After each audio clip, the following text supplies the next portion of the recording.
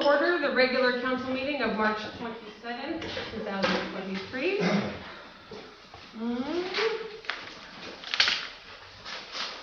Okay, item number 2, recommendation on adoption of agenda. The council adopts the agenda as presented. Can I get a seconder?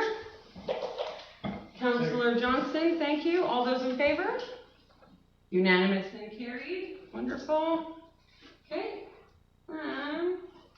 All right, split screening my thingy. There we go. Adoption of minutes. Item number 3. So 3.1 recommendation that council adopts the minutes of the regular council meeting from February 1st, 2023. Can I get a seconder? Councillor Woodall, thank you very much. Okay, discussion. Councillor Wall. I'd like to note that I made a motion during 6.2 delegations that is not reflected in the minutes. You mean a motion? I did make a motion, and I was advised by Ms. Stokes, our CAO, that I was not allowed to make motions during that time. Okay. The motion was going to be to extend, but I was unable to finish as I was interrupted. It is not reflected in the minutes. Okay, so what motion are you putting forward for the minutes? I just need... I would like the... I put a motion to have the minutes accurately reflect the motions made during that meeting. Okay, and so you're making a motion now to do what to the February, like you... I would like to add under 6.2 in those minutes that I attempted to make a motion and was interrupted. Okay, can I get a seconder on Councillor Wall's motion to amend the minutes to show his motion on item 6.2? Am I correct? Sorry, I'm just... During delegation, I made a motion. I was attempting to extend the time frame, and I was advised that I was unable to. And what would you like your motion, like, what would you like it to state for staff, just so whoever seconded? I would like it just to say that Councillor Wall attempted to make a motion and was denied that opportunity, as it was. Okay, so the motion that you're making is you would like to amend the minutes to show under item 6.2 that you would like to direct staff to put a note under these minutes that in 6.2 you made a motion and the motion was not carried forward. No, not carried forward, that I was denied the opportunity to make a motion. Okay, so you would like it to say that? Yep. Okay, can I get a seconder on that amendment? I would second, but if I could add my own amendment. Okay, and what's your amendment? Okay, fair enough. How would we do that one at a time? Well, are you seconding his motion, or are you not seconding his motion and putting forward your own? You can second it, then I'll second it as a discussion. Okay, so seconded by Councillor Ravel to move to discussion. Okay.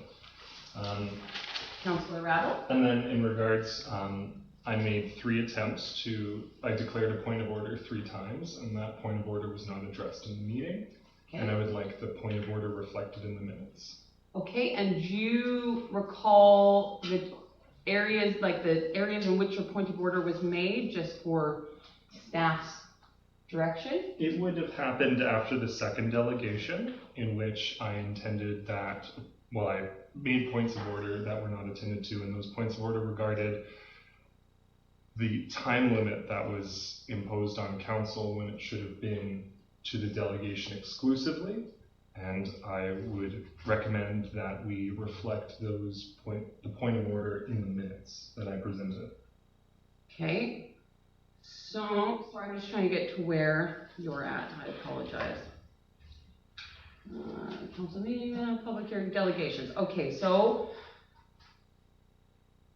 is it under, so you're looking to okay, you're going to have to repeat all that. I'm so sorry. No, it doesn't have to repeat it. He's going to need to repeat it for me. So, under 6.2, after the delegation from the North Winds Wellness Center, there were 3 attempts that I made to declare a point of order, which I had stated, and those points of order were not followed up on, and I would like that point of order to be reflected in the minutes that I made a point of order. Okay, and so you're adding on to Councillor Wall's motion? It was pertaining to the same kind of topic of discussion, yeah. So I believe that they are related. So your amendment to his motion, sorry, I have to be very specific about the wording. What I would like noted is that I made a point of order and it was not followed up on. But I would mainly like that it was a point of order in Okay, regards to the proceedings of that meeting. okay, and what exact wording would you like for staff? Councillor Rabel made 3 attempts at a point of order, Okay, and that point of order was not followed up on. That's okay, what I'm thinking. But of course, it's up to staff's discretion as to the particular wording if they wish to amend that to kind of bring fulsomeness of that discussion and Okay. developments. so my understanding, just so I'm clear, so you're seconding Councillor Wall's motion to include the motion under 6.2 that he made with the amendment that it also includes your point of order made during 6.2 as well? So I explicitly stated that I had a point of order on 3 occasions. Yes. Councillor Wall, from my recollection, was unable to fully express that intended motion. Yes. The difficulty though is intended motions, right? However, I can specifically state that I did declare a point of order. Oh, okay. It's the wording that's getting a bit difficult because in the minutes, right, we have a motion on the floor. So the motion on the floor by Councillor Wall is that the minutes show that he was unable to make a motion on item 6.2 from the February 1st meetings. That has been seconded by you as Councillor Rabel with the amendment that we include your points of order. That's the motion that you're putting on the floor with the amendment. Can I get a seconder on the amendment? Councillor Wall, thank you. Okay, moving into discussion again. It's none. Okay, so all those in favor of the motion made by Councillors Wall and Councillor Rabel to have the February 1st meeting show the motion made under item 6.2 by Councillor Wall that was not addressed, and the points of order made on item 6.2 by Councillor Rabel that were not addressed. All those in favor of accepting those amendments on the minutes? Okay. And opposed? Would you like your opposed noted? No. No? Okay. So, that was 3 in favor. Okay. Alrighty. Oh, moving on to item 3.2, recommendation that council adopts the minutes of the regular council meeting held on February 15th, 2023. Can I get a second? Councillor Whittle, thank you. Okay, discussion? Councillor Rattle? I unfortunately was not available to attend this meeting, therefore I am unable to say that this was an accurate reflection as I was not present. Okay. Councillor Wall?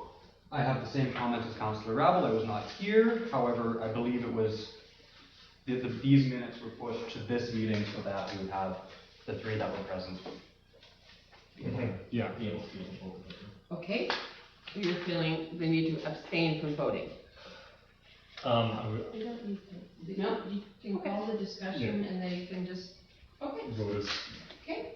So all those in favor in accepting the February 1st minutes for approval? February 15th. 15th, I apologize, February 1st, 15th minutes for approval. Okay, and would you like your, I guess it's not really opposed, it's just sort of. It would be Just easy in abstaining. favor. So Yeah. well, no, I technically, it's if I abstain and present, You it's can, an you can affirmative. state, I abstain if you want, for the record, if you don't want to vote. sure. I vote opposed and recorded. And you're opposed, Yes. Opposed and recorded, okay, and perfect. you're abstaining, I'll just say opposed. do you want it noted? It's fine. It passed anyways. Alrighty, so recommendation 3.3, the council adopts the minutes of the regular council meeting held on March 1st, 2023. Can I get a seconder? Councillor Wall, thank you. Discussion? None? Alright, all those in favor? Unanimous and carried. Alrighty. Item number 4, introduction of late items, none. Public hearings, none. Delegations, none. Item number 7, unfinished business and business arising from the minutes.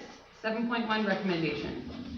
That council approve the changes to the delegation policy 8.7 and that the delegation forum as requested at the last council meeting. Can I get a seconder? Councillor Wall, thank you. Discussion? Councillor Wall?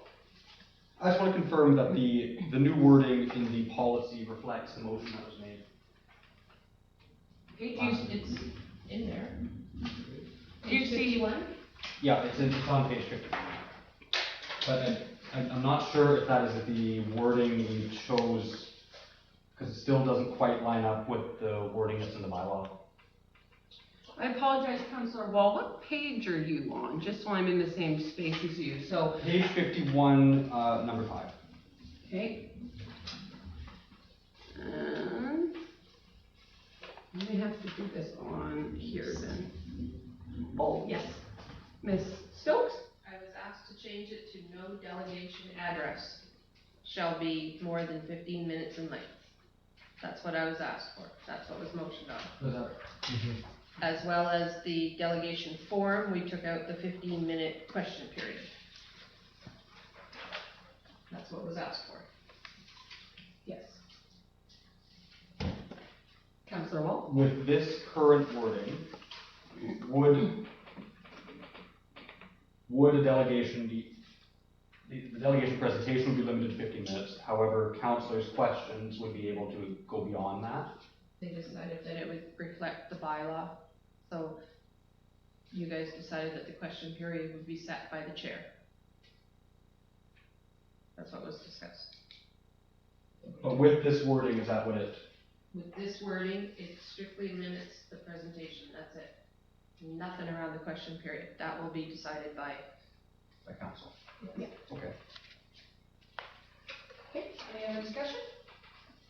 All right, all those in favor? Unanimous and carried, thanks very much. Alrighty, new business, recommendation 8.1. Recommend that council supports the application to the BC Fairs Festival and Events Fund grant for $5,000. Seconded by Councillor Woodall, thank you very much. All right, and discussion? Councillor Ravel? Just dotting the T's and crossing the I's. This is for the Canada Day celebration. Would this impose any restrictions on how we host the Canada Day, or is it simply to help with costs? This, under my understanding, Ms. Stokes, is just to help with costs. Perfect. Okay. Wonderful, this is fantastic news, I think it's absolutely awesome. Okay, all those in favor? Unanimous and carried. Yes, I see we have a gentleman in the gallery, our question period is at the end of the meeting. No, I was just asking if I have any vote. I apologize. I love that you keep raising it though, that's great. Alrighty, so 8.2 recommendation. The council approves registration for mayor and council to attend the North Central Local Government Association Conference in Dawson Creek from May 9th to 12th this year, the amount of $800 to $875 per person to attend. Can I get a seconder? Councillor Johnston, thank you. Discussion? Councillor Woodall? Yeah, so for this particular one, I'm gonna be out of town for work, but I think it would be prudent to send at least one representative from council, preferably somebody that's got the availability in their schedule to attend the full conference and from start to finish, bring back some good information. Okay. Councillor Wall? From what I've heard, this NCLGA is really important to our region, and I think we should be sending as many people as we can. Just because of the things I've heard from other elected officials and people who have gone in the past. Okay. Ms. Stokes, how much money do we have in the budget annually for conferences? Ms. McNair. Oh, Mrs. McNair? 45,000 is the. 45,000. This year, yes. Okay. So part of that's for UBCM. Part of that is Yeah, for, Yeah, a big chunk of Majority will be, UBCM. UBCM. yeah. Okay. I think my only concern with everyone going is that we do have the UCBM conference, and that one is quite expensive. That involves flying everybody down. I've looked at the agenda for the Dawson Creek one, and not that it's not important. I just feel it would be such a better experience for all of council to experience UBCM. Thank you, I apologize. All going to that one versus this one, as a lot of the agenda items from what I've seen from the NCLGA are really just sort of going over like the BC assessment, and it'll really be making those connections. I think we've all done a really fantastic job of making a lot of those connections at the LGLA. Now I'm getting any of these acronyms right, by the way, none of them. Right. So, because it is a 5-day long conference, and we are looking at about $800 per person, I'm just a little bit concerned with the cost if multiple people go, where I think the UCBM down in Vancouver is, well, I don't want to say this one's not as important, that one to me is so much bigger. And so that's my only concern with the majority of council attending this one. Now this is up to council as a whole, but that's just my sort of tidbit about it. Councilor Rabble. So I congratulate the city of Dawson Creek on hosting this event. It's extremely important in governance and to our region as well. I do believe that the village of Pooskoopi should send some sort of representation.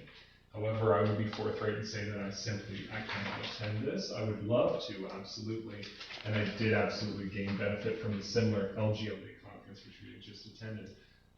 Therefore, I'm not available, so already we have 2 councillors that are unavailable, but I do believe that there should be some sort of presence. They are a neighboring municipality, and it's ensuring those times and that we have that representation there, our municipality. I am available for this time off. My job sort of allows me to kind of do these things, knowing when I stepped into the mayor role that these were some of the things I was going to end up doing. So I sort of already have a bit of a, if there's something important that you need to attend to, I can attend that as sort of leave without pay, and that's my plan. So I am available to attend this conference, just so everybody hears that. Councillor. I've been working with my employers and trying to get the time to make myself available for this one. If we approve the budget to allow 3 councillors, or 2 councillors and you to go, we could go over the next week or 2 and actually book that, right? That doesn't necessarily mean it's booked today and the money's spent, right? Yes, Mrs. Stokes. I just want to say that the deadline is April 10th. And then is there any form of like refund? So if, that's what I was concerned about, is if we had registered somebody and they weren't able to definitely get that time, we would lose that money. Where it may be more beneficial to you to focus that time off for that bigger conference, the UCBM, I'm giving up on all the acronyms. Can I make a suggestion? Yes, Mrs. Stokes. That you put a motion forward for the mayor and 1 councillor to attend, and then whoever's available can. That way you have the option. If you're available, then you could register, let me know, and if you're not, then because Councillor Waddell's not available, Councillor Rabble's not available, and I don't know if and Councillor Johnson. So in essence, it would cover 1 mayor and 1 councillor. So, Councillor just a Waddell? question, if we register with NCLGA, make sure I get the right acronyms for this South Pursuit. If, say, 1 councillor is not able to attend the entire thing, is that transferable so we can swap councillors out throughout it? So if, like, say, Councillor Wall can attend in the morning, but he can't in the afternoon, Councillor Rabble can go Best in? of my knowledge, it's not, but I could inquire. Do we just change names? I've never seen. Sticker. Well, you could all just wear the same name tag except Mayor Beach. But you said that on open camera now, so I don't know that that's gonna work. There's only 104 people that watch our videos. You might blend in, because there'll be about 3,000 people there, so you never know. Okay, I would like to put a motion on the floor that council accepts registering myself, the mayor, and 1 councillor for the upcoming NCLGA conference. Can I get a second? Awesome. Oh, you're all jumping up. Councillor Johnson was the first to speak. Alrighty, discussion? And, Councillor Wall? Could I ask to amend the motion to 1 or 2? Because all the feedback I've received from the NCLGA is, Yeah. it's a phenomenal experience, and it's great for municipalities in the region.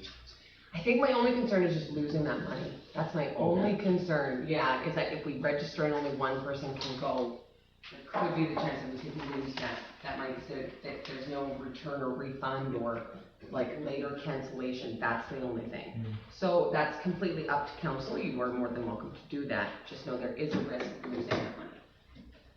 Councillor Wood. And, our CEO will be attending as well. Will she not?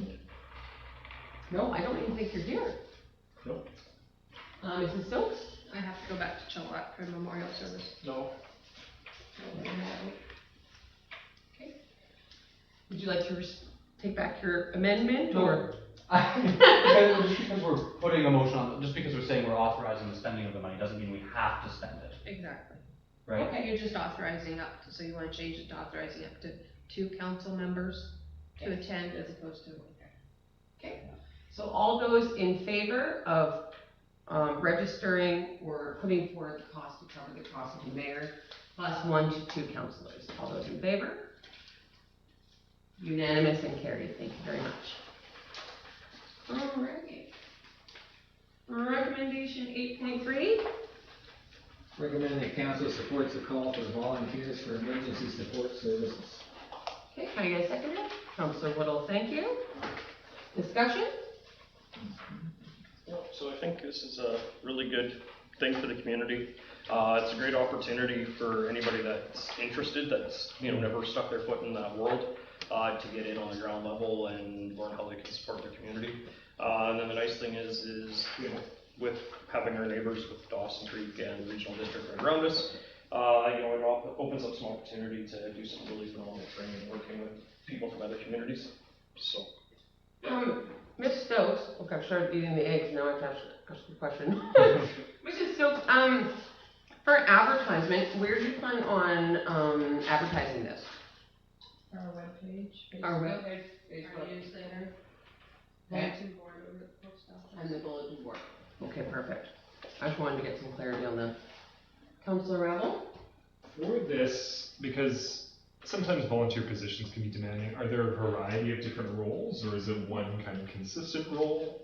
Is there a few hours here and then quite some commitment? I'm just curious. Ms. Stokes is like nodding, but you can't see. I like this chair. So she's saying, yes, there is Okay. diverse roles. So Mrs. Stokes. with the emergency services program, all the training is online through JIBC and it's all free. And then we were successful in, sorry, I can't tell you about that right now. I gotta wait. Sorry to take that back. Next meeting. I'm not allowed to say anything until the first. But yes, all the training is provided, supplies are provided for them, and it's an on-call thing. So if there's an emergency, what happens is they phone them. If they're available, then they come out to help. If they're not available, they can't help.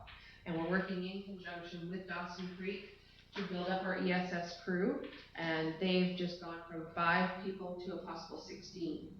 So if we can get, 5 out of Poops to make a team of 20, 21 people for an emergency services group, then we're doing really good.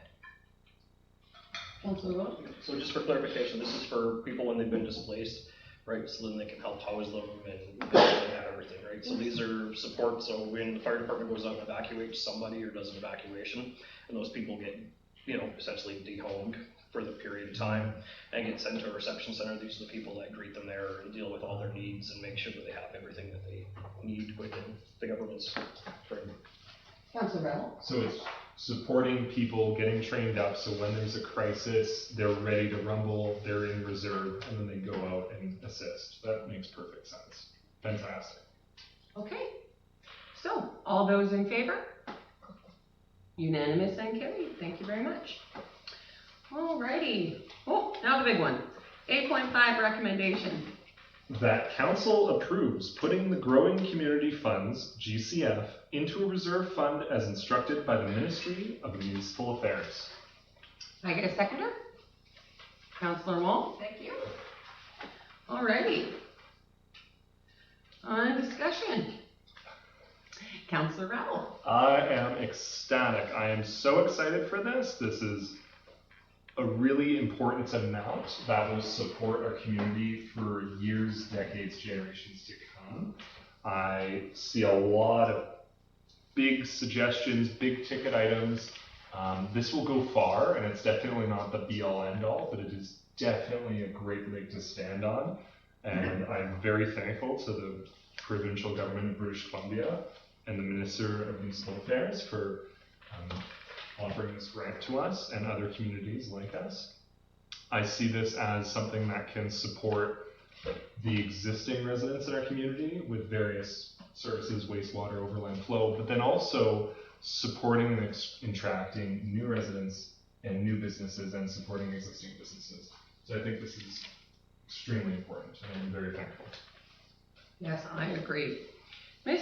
Stokes, or Mrs. McNair, this might be to you.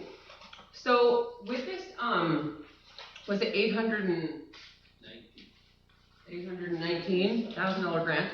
Could this amount of money positively impact our current budget deficit? And could we use this money to balance our budget according to our PRA agreement? No, okay. I was so hopeful. Yeah, that's for capital only. Yeah. Yes, so the list of projects that it's eligible for are here. One of the things that came up among the staff would be, it would be a really good idea to put it in the reserve fund and earmark it for the lagoon, because we prospectively have another $2 to $3 million lagoon cost, maybe not this year, but so you have to put it into a reserve fund by bylaw, and then to spend it, you have to spend it by bylaw. So this is all something we've learned this week. Okay, yes. Councillor Wall? I also want to note that in this transfer, it is noted that we could use it for transportation, just putting that out there. And I want to thank Ms. Stokes for making a little note on this. See, I put for busing. Yes, I saw your We note. have some other ideas for busing, so. Yeah, there are actually other We'll be grants. coming forward with some of that later. Thank you. All right. No, my question was, It was just just ask if answered. staff was gonna bring back some options for us and some Yeah. numbers, but They have been working very hard on it. where we're gonna allocate this money. Well, right now, we're asking you to approve the bylaw to put it in reserve funds. Some municipalities have done the bylaw where they have stipulated what the funds are going to go to right now. But you don't have to. We just have to do a bylaw stating that the funds are there. And then, because we don't have to spend it this year. And we really think the lagoon would be a really good place, because we don't know how much it's gonna cost us to do the rest of the lagoon stuff. So the motion's actually already on the floor, Councillor Woodall. We just want the motion to put it into the reserve fund for now. That's all we have to do. We just need to accept the motion that was put forward. Well, no. So 2 points of clarification. This amount is not one big chunk to use all at once. We could kind of use it for this and a little bit of that. It's in a reserve fund. It sits there until council decides where they want to spend it. But it's not just one big project. It could be a little bit of this, a little bit of that, all these different capital funds projects. Yes. But every time you want to spend it on the different capital project, we would have to do a bylaw to spend it. So Okay. there's an expenditure bylaw that comes with pulling the money out of this reserve. So every time council says, we want to take $150,000 for busing, we're going to do 3 readings and then a 4th and adopt. So just keep that in mind, that's all. And then my second piece would then, for this, to have it as a bylaw, we'd have to do 3 readings. The bylaws will be coming forward once you approve doing this. Okay. Okay. All those in favor? Unanimous and carried, thank you. Okay. 8.5 recommendation. Council receives the draft 2023 to 2027 financial plan for discussion. Can I get a seconder? Councillor Rabbit, thank you. Alrighty. So, discussion. This is the big one. I'm gonna wait till you all get to where you're supposed to. Councillor Rebel. I'd just like to start by thanking staff for their diligence and time commitment in the development and production of this budget. Yes, I agree, thank you very much. So there, Mrs. Stokes? I just wanted to add that on your desks, there was some added information that was asked for earlier today, so it goes with the budget stuff here, just so you know. That's all I have to say. I know, one that's blank. Yeah, me too. We just gotta flip it, What do you mean about blank? No, it's fine, don't panic, it's all good, it's all good. Oh, no, it's not blank, sorry. Yeah, just gotta flip it. Yeah, on the other side. All right, Councillor Rabble. Okay, so big cheese, big elephant in the room. With the proposed budget, this would require an increase to the residential tax rate, correct? So that's up to council, right? So in order for us to properly abide by the PRA agreement, right? That's where we're sort of running into the issue, because the PRA only covers our capital costs, and our taxes currently are not covering our operating costs. So that's where that tax increase does come in to help cover the operational costs. Because in the past, money from the PRA fund has been used to cover operations, and that's not what it's for. And so we're looking to get away from there, and we're looking to have it where the village is properly allocating the money where it's supposed to be going. Does that answer your question? So, in order for the village of Pursuit to be stringent and abide by the agreements, we have to, and we have implemented, staff has implemented software in order to develop the budgets and this and that. The difference between operations funds and capital funds is such that we have to address this. And so in order to do that, we have to look at our revenues coming in and realize that, unfortunately, there may be a need to increase residential tax rates. Okay. Councilor. Councilor Rowell, can I seek clarification? Are you basically saying, with our budget the way it is, we either need to cut back our spending or increase our taxes? Just for layman's terms?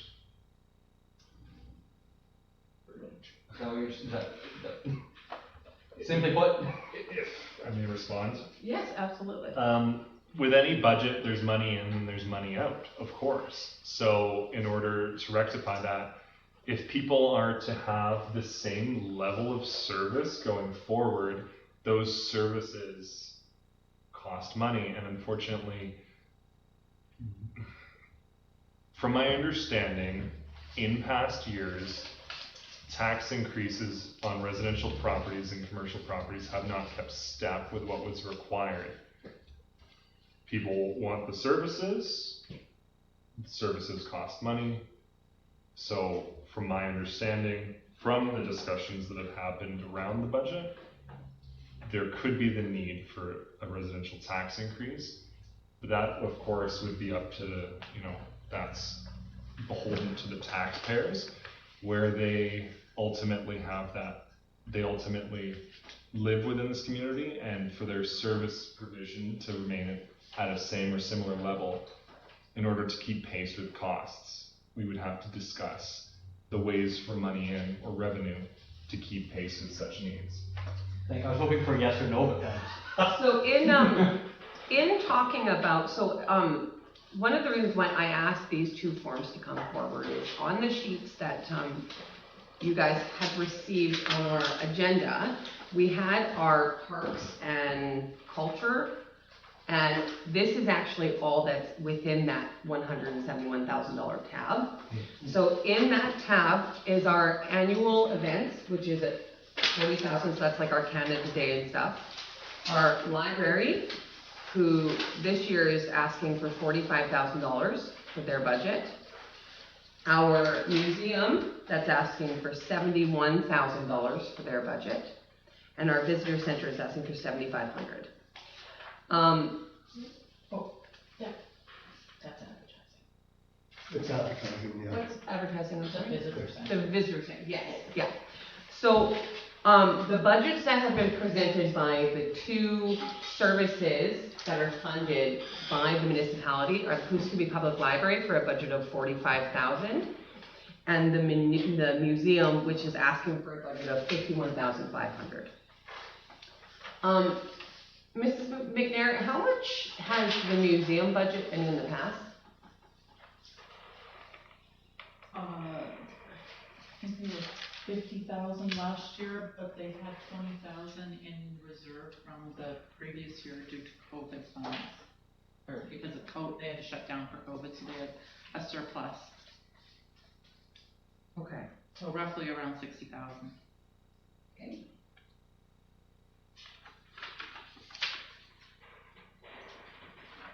So they're usually around 60,000. Yeah. Okay. Did it state in their budget when it was presented why there's an $11,000 jump? They had wage increases Okay. and an extra day, I believe. They're open an extra day? Yeah, 7 days a week as opposed to the 6 previously.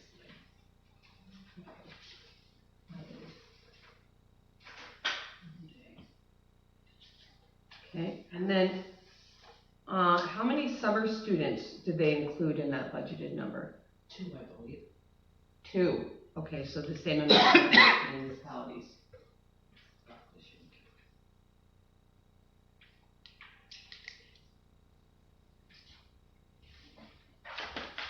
Okay.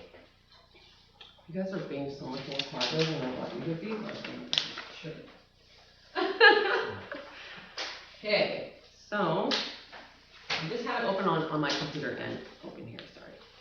So is there any other discussion on the numbers as put forward? Councillor Wall. I think the museum budget, when I look at it, it seems straightforward and not unusual from what they've done in the past. Okay.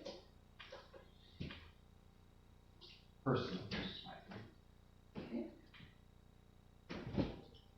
Just double checking everything. Apologize. Alrighty. Oh, Councillor Rabble? I just have a question on page 75 in regards to transfer to reserves. It says 492. So, may Mr. I? McNair? No, Mr. McPhail? Sorry. Mr. McNair is not here. That's in the posterity now. Mr. McPhail, I apologize. So when I made up this budget, I wasn't aware of the recommendations from the corporate officer. So I Put them in there. put them in there and it said that 360,000 would have gone, or 360 would have been taken from monies for the loader, so you could do the loader this year. You have the option.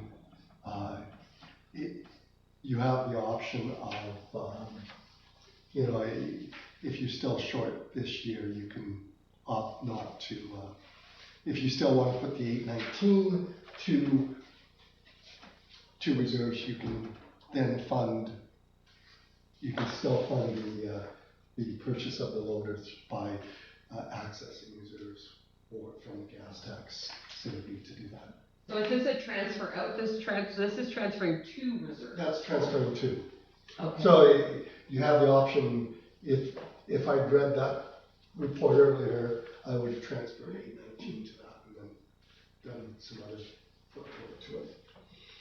Okay. And then you'll also notice the bottom sheet is the two taxes that we talked about, the 10% increase, which equates to $60. Is it $60 for the year? Yes. So this is based on an average household amount. The average household is 260,000. It's right there, 177. 177, thank you. So the average household assessment in Coos right now is 177,000. So a 10% increase would be $60 for the year. A 15% increase would be $90 for the year. So there are two different tax options that are being presented to council. So that's what both of those numbers are. Counselor Will. And correct me if I'm wrong, if I did my math wrong here, but it's only a $20,000 difference overall is what we bring in between a 15% and a 10% increase. Correct. Counselor Wall.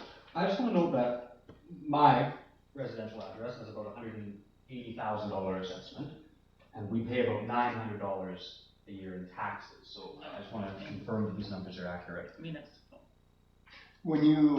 This is the municipal share. So when you do your total bill, it includes your school tax, your police tax, your BC assessment. So this, when you talk about your tax bill, this is say 2/3 of your tax bill that you had last year. This is just the municipal tax. Just the line on your municipal share. tax. That's the only one we can go up and down. Thank you, Mr. McPhail. That's No what I was looking control for. over the other ones. Yeah. Well, I just wanted to confirm for someone who's watching this at home going, Yeah. well, my house is around that price, but that's not what I pay. Yeah. Yes. Counselor Rebel. As the budget is presented currently on page 69, it appears though that 62,000 appears to be in line with a 15% increase. Is that correct? Yes, but at our last meeting, we talked about bringing forward both, for council to take into consideration. I think there was a bit of concern around the solid waste. What's the word I'm looking for, Mrs. Stokes? The solid waste, Management contract? management contract where we're trying to recuperate funds towards our solid waste contract. So I think that's where that concern was there. Councillor Will? Yeah, because with the solid waste, we're looking at the funds, and I think it's, correct me if I'm wrong, that's proposed in here, solid waste, that's for cost recovery, basically, right? There's no revenue off that, there's no nothing, that's just straight up cost recovery for this year. For this year, and then next year, the way the budget's done and it's council's week, this is only a scenario. So for next year, the solid waste revenue has been reduced to reflect, so there would be reduction next year. It's a little bit of pain this year for, I think easier looking forward. I don't think, correct me if I'm wrong, but I think you've got one, trying to get the garbage truck with the plow will be a little difficult this year. Yes, we can't do that this year. Hopefully next year, cost recovery and all that. Yeah. I'll have you know that the public works director said a big fat no to that, just so you know. Well, he just wants it on his fire truck. Yes, so I know that, there was a little bit of concern with the new solid waste cost for the cost recovery for the contract. And so that's why both of those tax amounts have been put in there. Councillor Pavel. For the sake of the taxpayers, would the budget be able to balance a 10% versus a 15% increase? Where could we recuperate that missing 20,000 or so from elsewhere in the budget? How would that be mitigated or managed? Well, that's where we would have to lean on our PRA money, right? And so that's what we are slowly trying to work off of, but we're not able to do that suddenly. That's something we are going to have to work off slowly by doing things like purchasing our own loader rather than contracting, purchasing our own garbage truck rather than contracting, getting out of a lot of the contracting stuff which goes into our operational fund and putting it into our capital fund so that we're not so reliant on the PRA money. If we did do a 10% tax increase over the 15, we would be pulling that 20 from the PRA money. Councillor Wall. Out of curiosity, is there anybody here who sees anything in the budget that we may be able to squeeze a little bit more out of? Or are we scraping bowling here? Well, the only budget that we could say, okay, not this year, would really be the museum budget. Which I would hate to do at the same time, but again, we are sort of in the predicament that we're in. Now that's up to council, again, but. We're talking the extra money they wanted on top. Yeah, so you could choose as council to keep it at the 60, which is what they've been at prior, and then maybe look at an increase next year when we're doing a little bit better, but that's under the directive of council. Councillor Whittle. So yeah, touch back on your point about bare bones to the point where we, I'm pretty sure that we're not budgeting for the same amount of summer students as we have in the past. No, the entire municipality will only have 2 summer students, and that's what the museum is also going to have 2 summer students from just the museum. So there is certain areas where I would hate to, ask for anything to be cut, but at the same time, we've had to make cuts to our summer students. We've had to look at making cuts in the municipality to save money. And that's, looking at this budget, that's right now one of our larger budgets being brought forward. The public library is only asking for $45,000. Their budget's quite small, so the next biggest one is actually the museum. Councillor Rebel. Could our increase be paced over some time as we are weaning ourselves off of utilizing PRA funding for operational funding that is a timeline there? Is it possible to stretch the increase over a longer period of time instead of hurting right now, where a lot of people are experiencing inflationary pressures and household expenditure increases? Yeah, and that's what we are basically doing, like increasing taxes at a 10% rate is us slowly doing it. Even increasing taxes at 15 would be a slow. While 15% sounds like a large number, it's $90 per year per household, right? And so say with 10% is $60 for the municipal taxes per year per average household. So that is us doing a slow increase over time. As Mr. McPhail had stated in our last budget meeting, for us to get off the PRA money drug kind of a deal is the way I sort of see it, we would have to raise taxes over 150% instantly, right? So that's why we're looking at doing that gradual over a period of time. We are going to slowly get off of it. Does that make sense? Councillor Wall. If Pooskookie were to do capital projects that made the village more desirable and increased a homeowner's property assessment, could that alleviate the shortfall we're seeing here? Because higher property assessments mean higher tax revenue at the end of the day. Again, it would be trying to get developers into the community, having the properties that need to be developed, having... Well, I'm not talking private development. I'm talking why, is there anything the village could do? Because I know there's a lot of concern with people's ditches, especially in the spring. If there's anything we could do with that, that would increase property values in a certain neighborhood. That... As an observer, can I make a comment? Oh, I'm sorry, no. Sorry, the question period is at the end of the meeting, so, yes, Councilor Whittle. So one drawback to that is, there's community beautification, but if we increase the value of their property, that increases the amount of taxes that they pay. Right, because your tax rate is based off the value of the property. So if, we do a bunch of improvements and then all of a sudden your property becomes worth, $100,000 more, right? Now you're paying even more in taxes. Yes, and then we've got more infrastructure, but then we've got more infrastructure that we've got to look after, so it's... The only issue is that we had looked at doing those things. We did do a curb and gutter study, and we were looking above 10 million. Oh, well, that's for the option 3, every road, every culvert, every 20 feet down.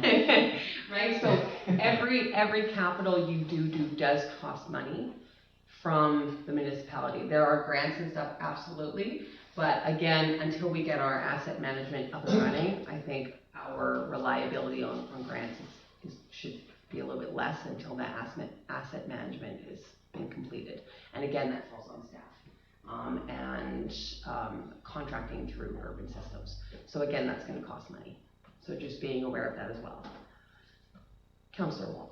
Do we need to be doing our community plan right now, considering our old community plan? It's costing us money to do a community plan. We haven't completed all of the items on our old community plan, and it sounds like what we're trying to do is quite similar. Yeah, the issue with the community plan and the strat plan is those are government, right? regulated for each new council and municipality. So we could make updates to this by working with urban systems, but overall, we would probably still be spending about the same amount of money. And that is something that the province does demand it. Each new council and mayor. Yeah. Every 4 years? Yeah. I know, it's a real kicker, trust me. We've looked, we've tried, yeah.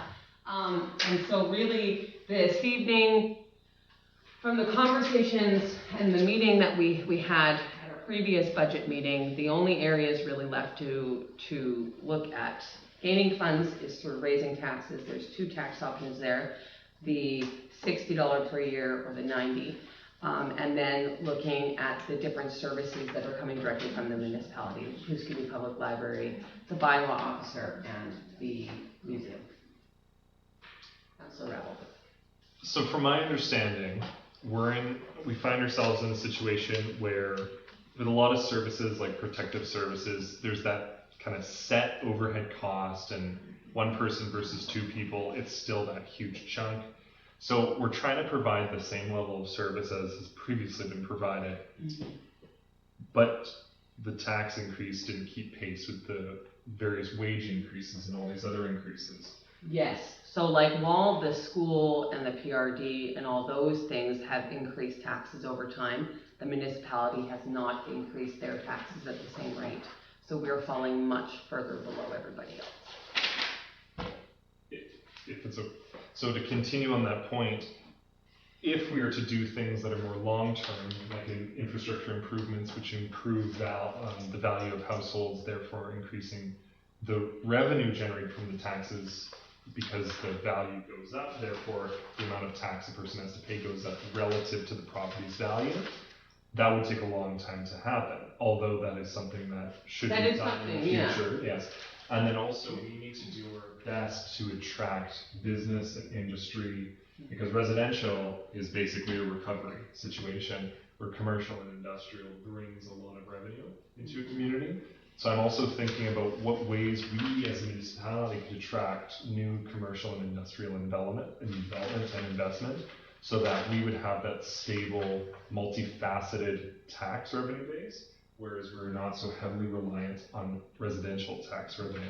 But of course, that's more of a long-term solution. We're talking this year, right now, next few months. And don't forget, we are already focused on those things with our lagoon work, with our drainage study, with our plans to attack those areas that are already creating hazard and problem within the community. Fixing those things too is also bringing positive impact to our village as well.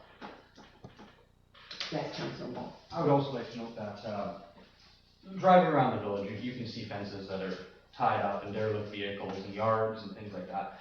And we've been on council 4 months now, and I have not yet, anyways, seen a fine paid in the report for bylaw infractions.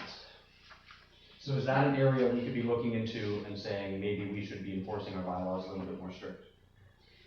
Because it also beautifies the community. Yeah. And in doing so increases people's land value, which also increases the taxes, and provides us a minimal source of revenue there. I don't want to rely on that, but the beautification factor that brings into effect would increase the value, and in turn taxes that people pay. Yeah.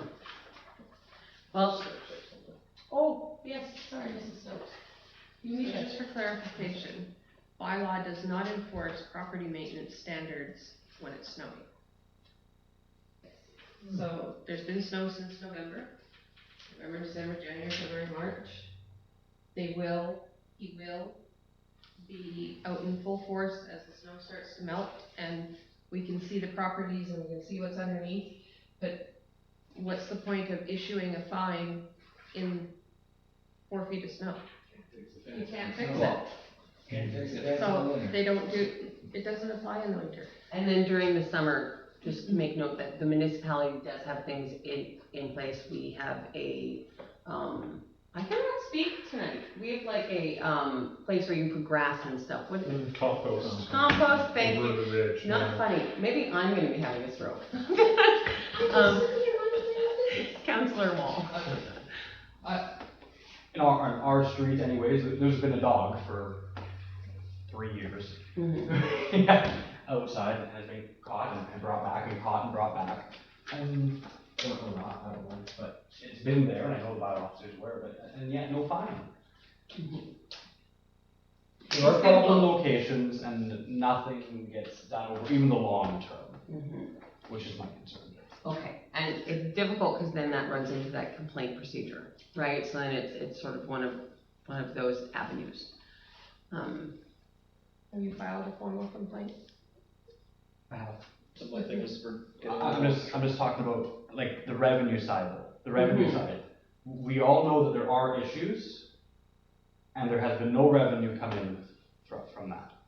But our bylaw's never been about revenue. What's about enforcement? But to enforce it, we need to enforce it, which comes with a ticket, right? And those tickets haven't been given. Councillor Wall? I don't know, not Councillor Woodall. So right now, I think the way the discussion's going, this is getting into an operational thing, really. Yeah. Unless you're gonna hand out over $100,000 a year in fines from bylaw enforcement, it's never gonna make revenue. So I think that the conversation needs to be had, but not had right now as part of our budget discussions. Councillor Rabbit. But just for clarification, I believe the member opposite may have been regarding not just the ticket revenue, but actually beautification bylaw in regards to property values and the potential depreciation experienced by the bylaw for beautification not being fully enforced. Yeah, and I guess my suggestion to council would then be, if you'd like to make changes or amendments to the beautification bylaw, that's something we can bring forward. But yes, there's not too much we can really do right now looking at this budget that covers under beautification. We can look at adjusting those bylaws later, but in these numbers, that won't really make much change. Councillor Wall. I'm not talking about addressing the bylaw, I'm talking about enforcing the bylaw, which would increase our land values, which would in turn increase our taxes. Yeah. So there's nothing wrong with the way the bylaw is worded, it's the fact that people aren't following it and that it's not being enforced is the concern there, and that definitely would increase our residents' land value and in turn increase our tax revenue. Yes, yes, Councillor Rabbit. So I want to get back to brass tacks on this budget as it's presented. So we're talking the service level provision will stay essentially the same, excluding, we're only seeking 2 summer students this year for grounds maintenance and that kind of stuff. So services are staying the same, but in order to do that, we're looking to, as a council, potentially increase residential, well, all taxes, right? It's not just residential. From my understanding, it's over all the various types of zoning. Like, just to bring it back to the core, like, what's the meat and potatoes here? Going back to the impact on the budget policy and staffing, Mr. McPhail has taken the time to list everything here. And so when it comes to our revenues, it shows an increase of $923,000 when compared to the 2022 financial plan. This is due to, yes, increasing taxes. In here, it shows an increase of the $61,000 for the year. That's a 15% tax increase, just so you guys know. And then the sales and services of $105,000 due to the increase in the solid waste for that cost recovery. And then government transfers. It talks about operating expenditures, which is rather than having 4 summer students, we're only going to have 2. We're going to no major change in that category. Contracting and professional services, we are hoping to see a bit of a drop in some of those costs as well as a drop in some of our legal costs that we've faced in the past. Transfers from reserves. This year we chose to not, Mr. McPhail, am I correct? We chose to not transfer into our reserve the usual, what was that, 179,000? 180,000. So we're saving the money there by not making that transfer this year. and trying to use that to better balance our budget. And then we're looking at doing capital, so buying our own loader and then eventually saving up to hopefully purchase our own garbage truck. So those are a lot of the big decisions that you as council have made this year. We're down to the final big decisions, which is choosing a tax rate and looking at the smaller budgets that have been presented, which is the museum, the library, and that kind of stuff. So in what direction would council like to proceed? Councillor Little. So I'll just make a comment, I guess, take it for what you want. But looking at, what the museum's asking for an increase this year, basically from last year, and looking at the two options we have in front of us of a 10% or a 15%, really at the end of the day, essentially the difference is, it's very negligible. If we go with the 15% increase, then, we can leave the museum's proposed budget or ask alone. And I don't think it really affects the numbers all that much. Mr. McPhail, correct me if I'm wrong. But myself, I'd be in favor of the 15% increase and leaving the museum's budget at the 71.5 that they asked for. Councillor Whittle, are you putting that motion on the floor? I'll see what everybody else has to say, but this is my discussion point for now. Okay, Councillor Ravel. I think for those viewing, there's the need to differentiate operations and capital expenditures. Although we're getting a lot of grants and money in, that is specifically for capital. Yes. Whereas we have seen with increasing wages, increasing operational costs, our operations needs are going up. Yes. But operation needs can only be funded by taxes. Only by taxes. And maybe fees. specific transfers. fees. Taxes. Fees, Taxes and like your fees. water utility fees and. Yeah. Okay. So. And there is the, and I've forgotten about, but there is a community works fund that you get a year. A small communities grant that you get per year. But in the main, except for $300,000, your operations for the long-term sustainability of the village should be funded by yourself. You have to think of, if you didn't have the PRA, what position would you be in? And that's why we're slowly trying to wean off of that, right? Because that is a government grant we become very reliant on, but it's not guaranteed like any grant. Now, with the comment that Councillor Whittle had made, if council were to look at the 15% increase, which is around $90 per year to the average household, worth $177,000, you could keep the museum budget at the 71.5, or you could do the 10% tax increase, which is about $60 per year for the average house of $177,000, and then maybe look at adjusting or decreasing the asked budget from the museum. Those are about the only way that you can balance it at this point. So it is a very difficult decision, but that's really the decision that's in front of you. Councillor Rattle. Does it boil down to purely the museum budget, or are there other spots to spread this over? We have cut and made adjustments and changes to literally everything except for the museum budget. It's the only one that we haven't done anything with as of yet. Councillor Wolf. I prefer if we didn't touch the museum budget. It's a very valuable piece of our community. It hosts a lot of events. It's open in the summertime. It's the only real tourist attraction we have. It hosts lots of things, and they have great volunteers, and they provide opportunities to summer students too, which is fantastic. And for $71,000, I think we're getting a pretty good. I think we're getting good value for our money with the museum, personally. Okay. Anyone else? I'm kind of leaning towards Will's 15% too. 15 and then leaving it? Okay. So now it's up to somebody to put that motion on the floor. I put the motion on the floor to increase property taxes 15% this year. Can I get a seconder? I'll second. Seconded by Councillor Whittle. Okay. All those in favor of accepting the financial... Sorry about that, Mrs. Stokes. The motion is to increase taxes. You're not talking about the financial plan yet. Oh, thank you. Okay. All those in favor of increasing property taxes to 15%. Up 15%. Yes. Not even watching. Not to 15%. No, sorry, increasing them up 15, raising taxes 15% this year. All those in favor? Consensus or no? Oh, we can absolutely Well, that was the discuss. discussion. I just want to make one final comment. I think people are feeling a lot of strain right now, financially. I think everybody in this room is feeling, yes, it is a very tough decision, but it's the decision of council. So just a comment, for the people watching at home and for us too, just thing to think about is we've got to correct the problem sometime. And if we don't do it now, it's just going to get passed on to the next council and it's going to put the village in a worse situation than we're in. So the thing we have to ask ourselves is, and I'm sure none of us ran with the intention of driving Kuskookee into the dirt, is, what do we want to see in the community and where do we need to go, right?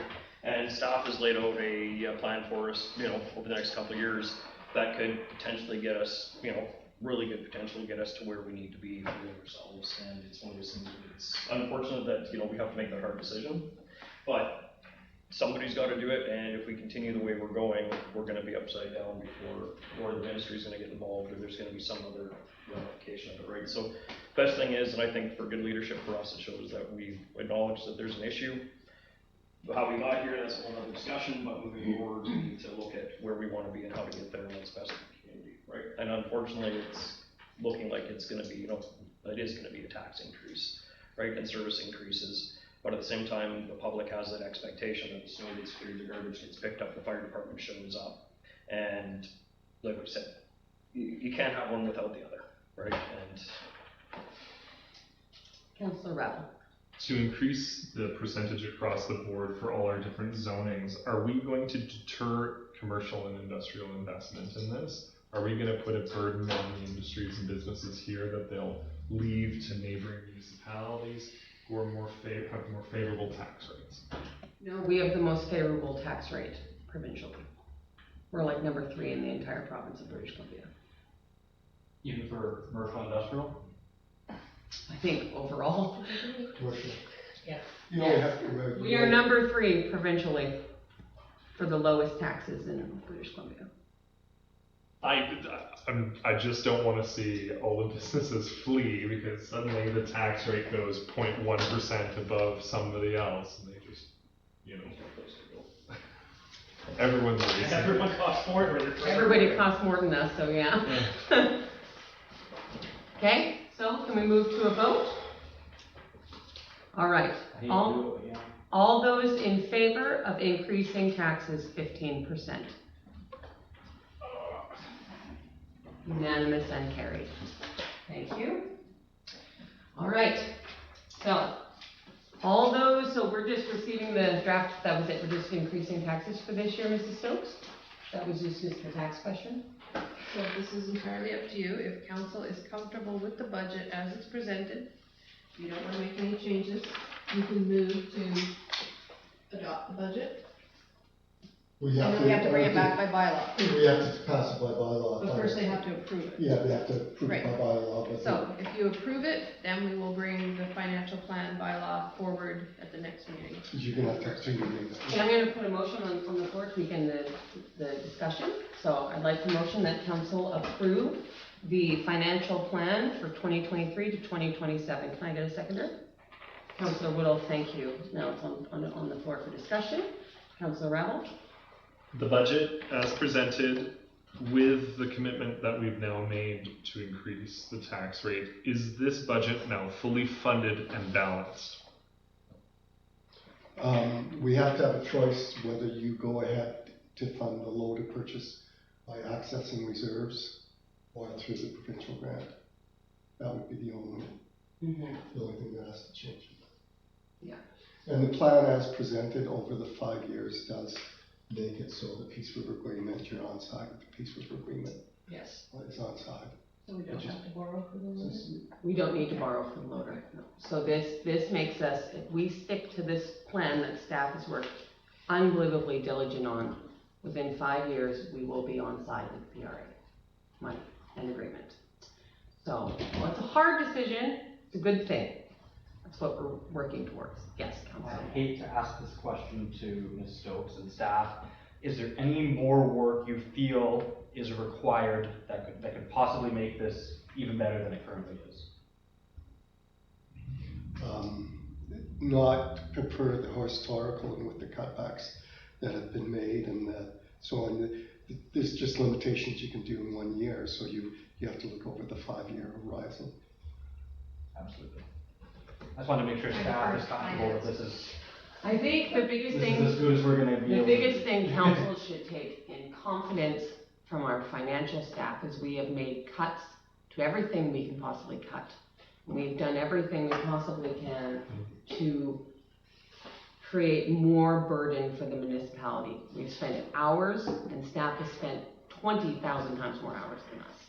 Mr. McPhail. And both staff and council should be commended on this, because you come up with a plan to align yourself to PRA. And I'll just reaffirm, this wasn't done in the workshop. I presented how salaries increased and your tax revenues were basically flat.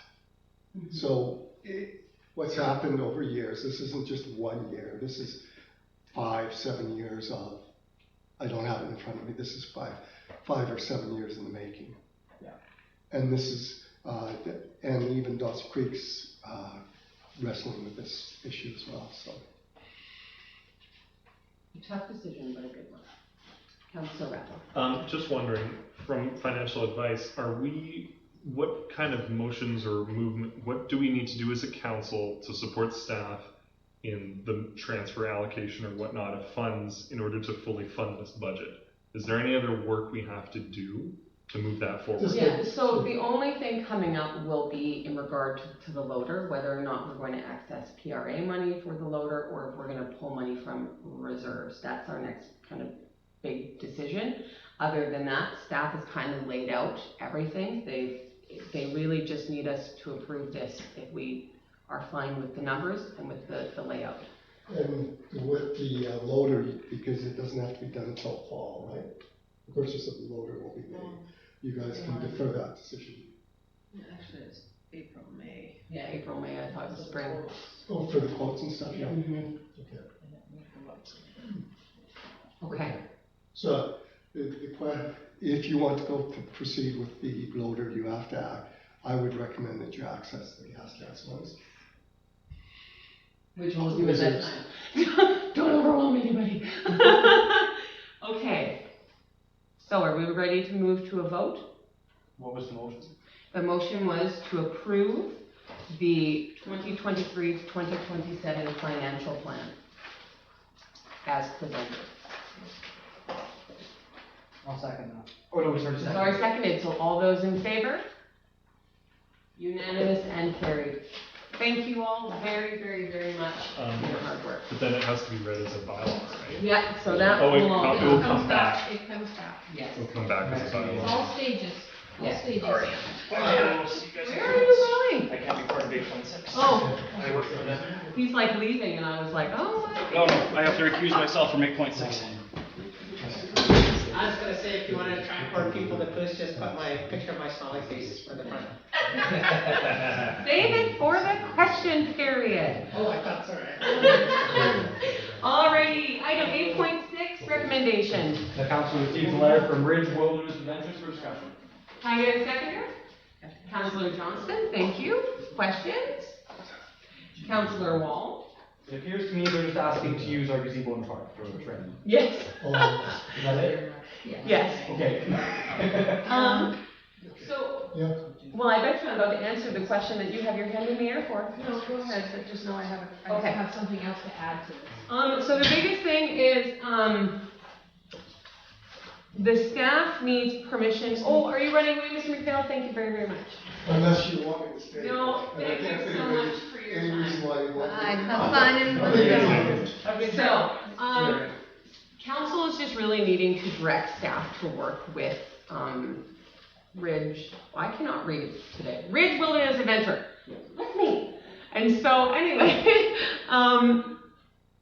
I would like to put a motion on the floor to direct staff to begin communicating and working with Ridge Wilderness Adventure for their use for the Goose Creek Park. May I get a seconder on that motion? Councillor Johnston, thank you. Discussion. Hang on, Ms. Stokes does have a question.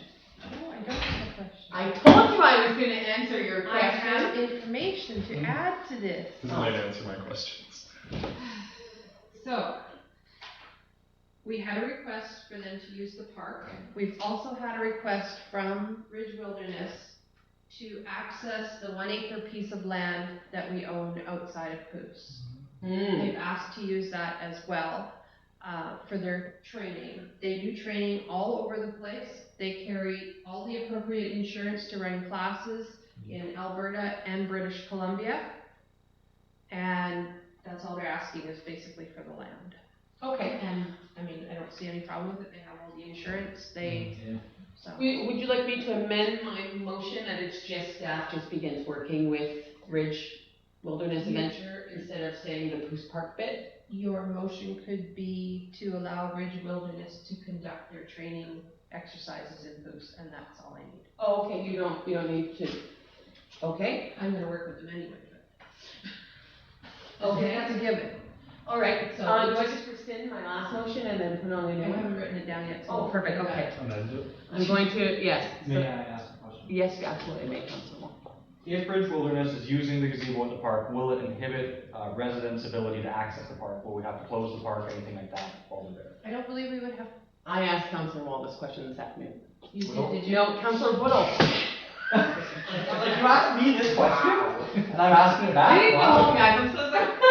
Yes, I asked Councilor Woodall, he said no, they do not need to close the park, it will not be closed to the public or nothing.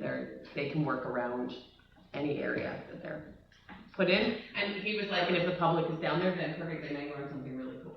And is this gonna be an ongoing thing? Is it something they wanna continue doing, or is it a one-time event? No, it's something they want to continue doing. I asked that too. I had all the same questions as you. Yeah? Last question, probably the same as your last question. Any costs associated with allowing them to do this? None. None? We have no mechanisms in place to charge. Oh, I'm just thinking like, is it gonna cost the village anything? Oh, no. Councilor Rabble. Although they have insurances and this and that, they've asked to use a fire pit. Is there a need for a burning permit for them, or are they covered by the No, park they itself? would take out a burning permit. Okay, so that's just something that would And require they- staff time. They've assured me that they'll work with the fire chief, so if there's a ban on fires, then they wouldn't be holding Okay. fires, they would comply with all the laws that apply. Sounds like a wonderful thing for the community. Sounds like a win-win. I would like to put a motion on the floor to approve Ridge Wilderness Adventure to use Goosekippy land, basically. Okay, seconder? Councilor Johnston, thank you. Discussion? All those in favor? Unanimous and carried. I have to have like big eyeballs to like get in all the perception. Okay, are you gonna let Councilor Whittle back in? Yeah.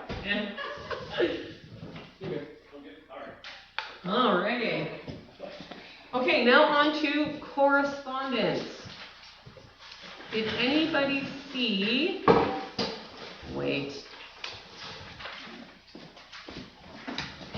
Oh, did anybody see anything in correspondence they would like to address? Councilor Wong? I just saw the increase in the NCLJ membership fees there. Yes. I know, kind of unfortunate. But I do think it's important I know. that we go, so I just wanted to make a comment. Anybody else? Councilor Rabble? In regards to this NCLGA, these are their bylaws, and they're reviewing them to, I think, make more gender neutral language. How should we proceed with that? I understand we're a member of them, but Well, hang on, back up.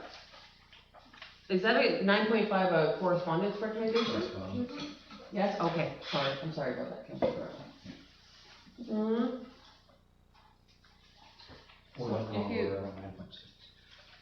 Ms. Stokes? So if you notice at the top, it says it's going to be brought forward at the NCLGA events that will be in Dawson. So these will be coming forward for NCLGA membership to vote on, I believe. That's how you would address them. So whoever attends on behalf of the village would have the authority to vote. Anything else under correspondence? Yes, Councilor Rowell? 9.1 our CMP report. I'm concerned about the increase in break and enters to businesses and that there are more reports of drug possession and sexual assaults.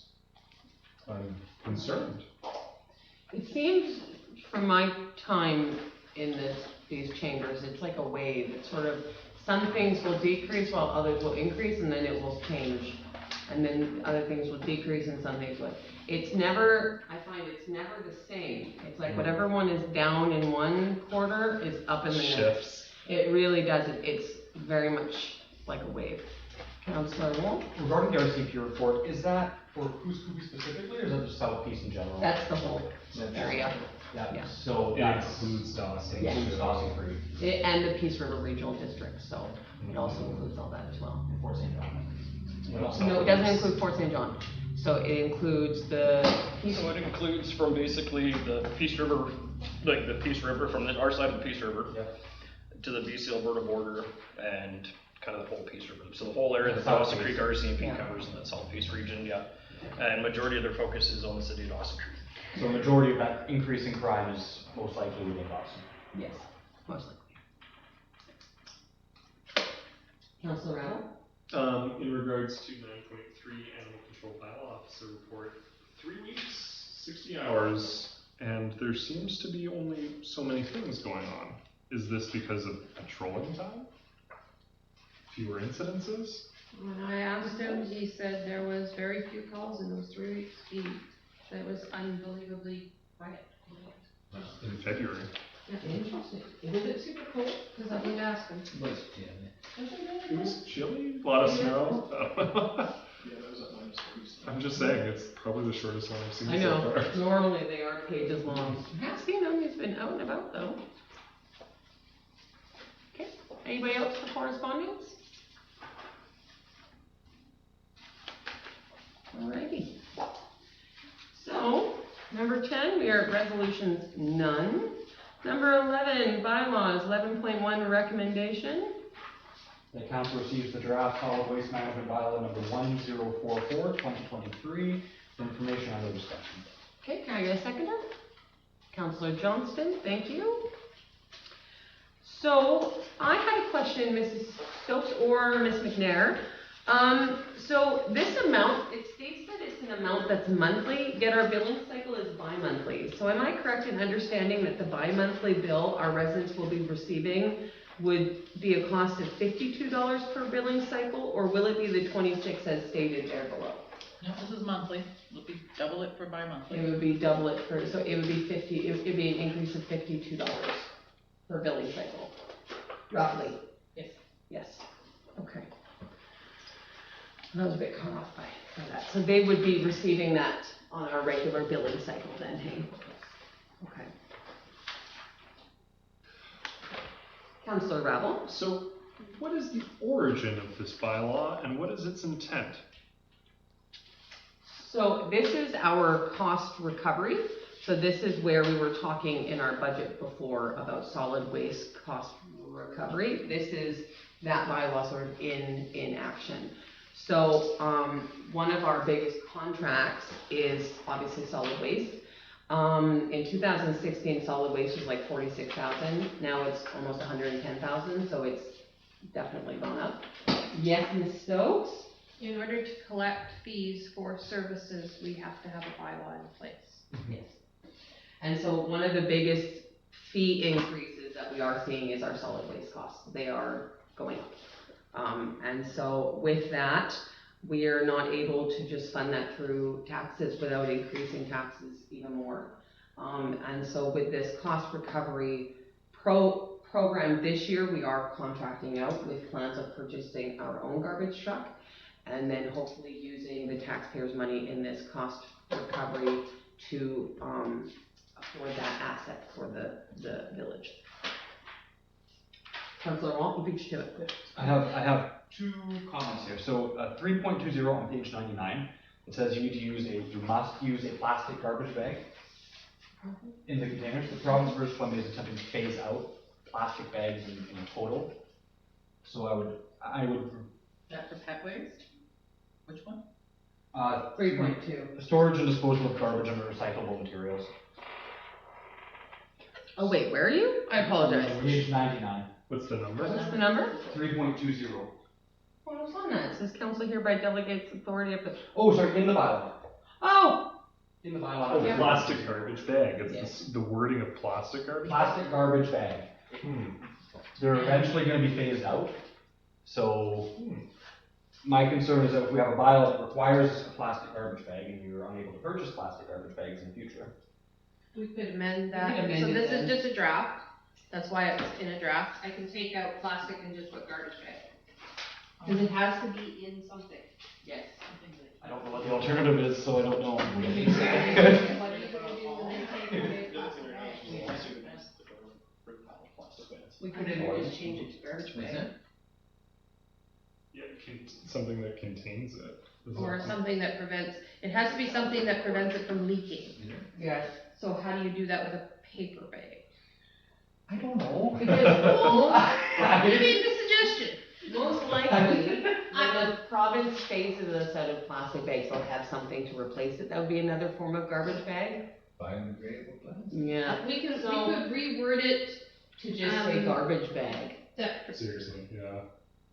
I personally would just take out the plastic and leave it a garbage bag. Because that way but we could say garbage bag that prevents leakage and leave it up to the people to figure it out. I mean, if it's liquid, maybe they put it in a container or, I don't know, unless you have a better idea. I don't know. Does this include, Okay. this only includes wet garbage though, right? So if somebody has a pizza box, they can throw it. Well, it says floor sweeping, so those are, That's garbage. they can just be in a paper bag. No, they don't. You can't recycle pizza You boxes. can't recycle pizza Yeah, boxes. it's on there. You're trying to future-proof it. I'm trying to future-proof the bylaw. I'm just gonna take out plastic and I will research about leakage. Councillor Woodall, you had a question. Oh, I was just saying that there's currently, I was just watching on the news the other day, their plastic companies are currently challenging the government's ban on single-use plastic. Well, of course they are. Well, if So- we say garbage bag, then we're Yeah. covered. Then we're I don't know covered. what, I don't know a different type of garbage bag that's not plastic though. Yeah. Right. Councillor Rabbit. When it discusses utility account to be set up by property owner when the property is activated, is that currently how that works? Yes. Okay, because I just kind of took over the existing thing. So new property equals you come to the village office and sort out activating this account? Okay, I just don't want something new and onerous. Oh, yeah, no, that was already in there. Yes. Councillor Wall? 3.25 yard waste is only permitted at the compost site when the gates are open to the public. Do we have could we possibly add a time or Times days? changed to 10 to, it's always in our newsletter, it's always on our website. Okay. I was like, They can always, and we have in the past, I don't know if we still do it, but we have compost keys that we allow people to come and get, and they can sign them out if the gates are locked after Public Works goes home. okay. And we've put that out in our newsletter over the years. Councillor Rabbit? As displayed in 3.11, in regards to one replacement collection cart per residential dwelling will be supplied at the village's expense every 10 years if required. Are we planning for this new expense or this rotational inventory replacement expense that will be incurred every 10 years for all the bins and boots? As needed. Because I've had If mine. required. Yeah, okay. because I've had mine for, I don't even know, since we moved here, and it's like 14 years. I take very. We've only had it since. You've only had it for 7 years. Oh, yeah. 7 years, and Right. you look This is fantastic. twice as Brought old. that in just as I arrived. We brought that in when I was on council. Oh, there you go, Councillor Wall. My bigger concern with the garbage cans isn't the replacement of them, it's because they all have a serial number on them. And really, briefly, we had a big windstorm last summer. Yes. Yes. Oh. And in our neighbor's front yard, there was our garbage can and 9 others. Well, Just so you know, the village has a list of whose garbage can is at what address. Oh, We okay. know where they are, or where they our belong. street may not be. You can always phone and ask what your number is. And we do periodically audit them. Yes. Yeah. Oh, okay. Councillor Rebel. In continuation of my discussion on 3.11, in regards to if required, replacement, is that determined by the homeowner or the village? Okay. They are audited, as Mrs. Stokes had said, and normally during like spring and summer months, you'll see our guys will sort of go out and do a recycling check. This year, maybe not with the look that Ms. Stokes is, but that's because our budget's very tight. So we'll just have to hope and pray that the residents are super good with their recycling this year. We'll pretend we didn't mention this in the. Yeah, we'll totally pretend this is not on the video. Okay.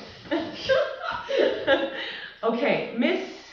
Stokes, can we move to approving this bylaw, if so be it, and then move it into the 3 readings on the next meeting, or? That's entirely up to you.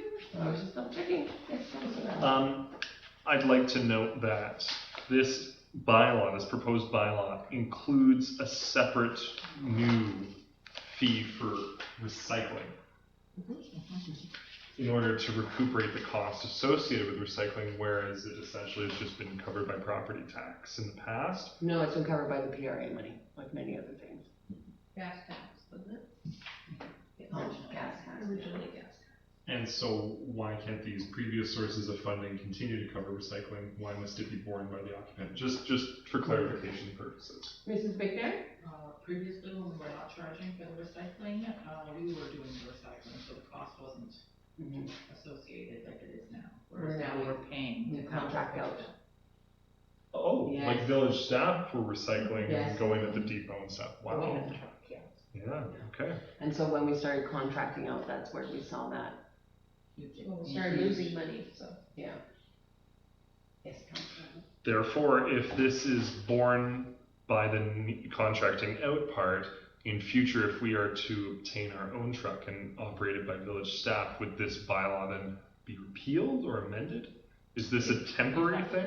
You can always look at it at that So, time. Mr. McPhail had made the comment prior when we were looking at the budget that this year, our cost recovery is more, and that next year we could actually see a reduction if we go forward with purchasing our own truck. Does that answer your question? Yes, just a comment. People are being slammed by a lot of fees. We've increased this. Previously, water and sewer were increased quite tremendously, quite rapidly. Now they're going to look at their bill, see another line, and see another increase. And then the actual garbage collection fees, those as well will increase, right? On top of the existing bylaw, or the existing garbage collection? We never had garbage collection fees before. Yeah, it was $10.50. Oh, yes, right, it was $10.15. We currently have a garbage collection fee. Yes, and the reason why is, as I was saying, it's been going up. Our cost for the contractor for our solid waste has been going up each year. More and more and more, right? So now we're looking at, how much is this year's contract? 113,000. We add on $50. Yeah. Yes. My last concern with this bylaw is section 6.1. It says the bylaw enforcement officer may enter at all reasonable times upon any property subject to the provisions of this bylaw for the purpose of ascertaining whether regulations, directions, and provisions contained in this bylaw are being followed. Does that mean our bylaw officer can just walk onto anyone's property and check at any time? So this is not, It's not a new thing, no.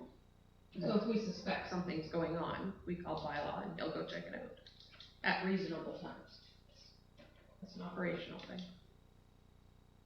It's all part of that enforcement bit, right? It is. There's that, yeah. it is part of that I enforcement. hate to be, like. No, I'm saying this on purpose because we have other ones that could do the same. Yeah, they do, right? But, okay.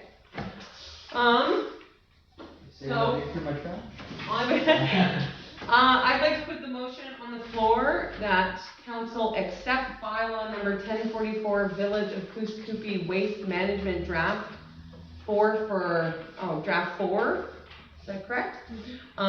With the included amendments that were put forward. All those in favor, can I get a seconder? Councilor Second. Johnston, thank you. Discussion? Oh, We we're have so been close. discussing it. I know. So this would move to trying to adopt this bylaw? Yes. And then I guess my last question would be, are these costs covering the cost of the contract and not anything else? It is purely cost recovery. And then is it a necessity to add this at Schedule A? Yes. Yes. Yeah. Or we must fund some other way. Or we gotta, raise taxes.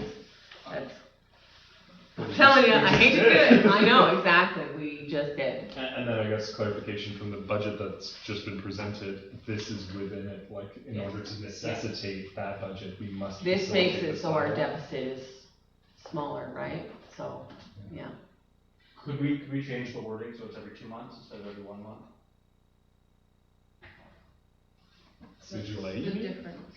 Well, because then we have to send a bill out every month to the resident. No. Was It's this- just the telling charge, them what the monthly charge. charge is. Yeah. But we bill bi-monthly, or, yeah, Do bi-monthly. you wanna add an extra line in where it shows both monthly and bi? Always been a monthly charge in the bylaw. They charge you monthly, but they bill you bi-month. Could we add a bi-monthly part to it so it's not confusing for residents looking at going, well, this is how much it says it is, It Times says 2. monthly, and then bill's bi-monthly, right? that's right, but it's still billed. Could 2 we, months. could we put in where it states that it's billed bi-monthly? Where does it say bi-monthly in the bylaw? It doesn't. It doesn't, that's why you guys add it. So that's what I'm But saying, then maybe. if we ever change our billing schedule, then we have to change the So whole you have to keep in mind when bylaw. you're changing bylaws, the ripple effect that it has to Oh, other yes, bylaws. that makes sense. So if they ever change the Oh, billing cycle. 5.5, yeah, I got it at the same It'll be time. billed bi-monthly, by. So it's already, so yeah, I know, so it's, the bill is bi-monthly, Well, but it states that in the bylaw. it does. Okay. But then the amount the residents look at when it comes to what it's going to cost is monthly. So they're gonna have to do a calculation. So a lot of people, Can't times by 2. well, it's a thick piece of paper and not everyone's gonna go through all of it with a fine-tooth comb. I think in the sake of All you transparency, have to do is go to Schedule A, that's it. I think in the spirit of being transparent, we should, as the billing cycles are bi-monthly, we should present the numbers as they are on a bi-monthly bill. So, would you like to put that motion forward? That's Yes. really the only, Motion on for- yes, the motion is to accept it, but he's making an amendment. So he can make a motion to amend the current motion, and then we can have that seconded and moved on, if council agrees. Yes, Ms. Stokes. Could we make it so that we have 2 tables, the monthly rate and a bi-monthly rate? Sure, I just wanted to show bi-monthly, because that's what the B bill. That's fine with that. And then if we change the billing cycle. Well, then we'll have to change the bylaw. Well, you have to change the bylaw anyways if the billing cycles change, because it's in there. Not this bylaw, we would have to change the other bylaw. So there's more than one bylaw that talks about your fees. We have our water and utility billing that says it's bi-monthly as well. So if you change, never mind, it's okay, Do what you want. yeah. Okay. Bi-monthly. Councilor Rebel? Sorry, but it says 23 to 27, if we got a garbage truck saying 25 or something? Every year We have to review- address it as it comes, Yeah. you can't All projections have to be anticipate that you're gonna applied. buy a garbage truck next year, because it might not happen. So when it happens, then we will address it. Right now, it's the here and now, you're focusing on this for now. But I'm saying if it's in effect till 2027, we buy something in the Your middle, we financial have to plan, review it's always 5 years, it. Yeah. okay? So if it changed, we would change it. Okay. So, I've added bi-monthly charge. thank you. All those in favor of accepting bylaw 1044 Village Poos Waste Management, with the amendments? All those in favor? Unanimous and carried, thank you very much. Alrighty, number 12, administration report 12.1 CAO report. Normally you would say it's in there, but it's not, so. Here. So I gotta read it. I Here. Okay, so, we met with Firewise to discuss the emergency response plan that we had, asked to be done. It's about 90% complete and almost ready to submit to the government. There's a few tweaks to do. Firewise created 2 templates for us. They created the template that has to be submitted to the government. So there's 180 pages that we have to submit to the government for approval. And then he also did a smaller one that's about 85 pages that takes the ESS people through it step by step and what to do in an emergency and all the procedures to follow. Audit was conducted April 14th to 17th. There will be a report coming forward in the next little while to say how we did. I attended the budget workshop. It was very informative. I attended the LGLA conference in Prince George with council members, and I found it very informative, and I'd like to take this opportunity to thank council for letting me attend with them.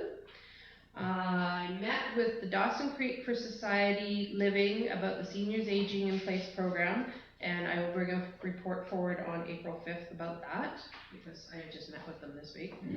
I met with Urban Systems and the Public Works Director for catch-up lunch, and we talked about the next steps with the lagoon and some other ongoing projects. I spoke with legal about the council code of conduct policy, which we'll be bringing forward on April 19th for you to review in draft. I read and reviewed the OCP plan put out by Urban Systems that we're going to start working on in the next couple weeks. I have reviewed the draft of the new occupational health and safety management manual, which is no longer 3 pages, I'm proud to say. It's only 86. Oh. 380 was the old one. And now it's what? 86. I know. And it is more direct to all of our departments. And I had one of the admins work on it, and she did a fabulous job. She even attached all the forms that we need for reporting and different things like that. It's color coded. And then I reviewed payroll and accounts payable, held staff meetings, and today I attended the Canada Day meeting, and there will be a report coming forward on the 5th about that. And on that note, I don't have anything else. Oh, sorry, this lovely thank you card was delivered to council, well, actually to The works guys. the public works guys. So anyway, it was thank you for cleaning the skating rink and everything and keeping it nice for them. That's So, These are the students at the school? Yeah. Nice. Yeah. And I don't think I have anything else. Concludes my report.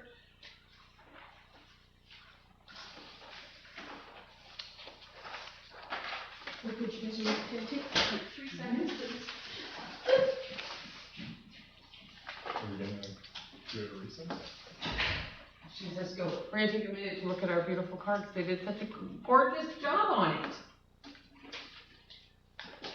I like that it's in the shape of a ring. That's really cute. Oh, it says Oilers. Oh. I did like it. Just kids who hold it against them. Oh my goodness. They're happy to have the opportunity to skate at the Goose Rink. Thanks for shoveling the snow off. That's beautiful. And then all their names. From the grade 2-3 class. Ooh, they did a beautiful job. These Oilers, you suckered me into it. When you're all done looking at our beautiful card, we can take a peek at our action items. That will be our next item that we're moving on to.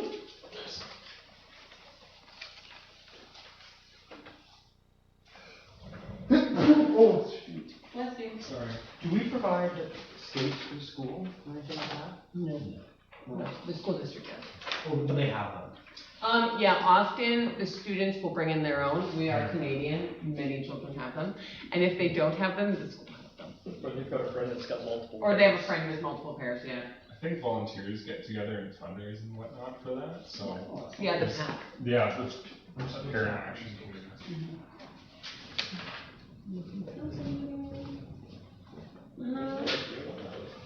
Huh? There's so much completed items on this list, it is phenomenal. So this looks, we're just looking at the action items there, Mrs. Stokes, looks fantastic. Look at all those greens. Thank you. Good job. Anybody have anything they'd like to ask about action items before we move on? All right, capital and special projects, once our budget is complete, we'll be moving forward with that. Item 12.4, council calendars. You know, these are getting more full every time I look at them. Stop doing things. I know.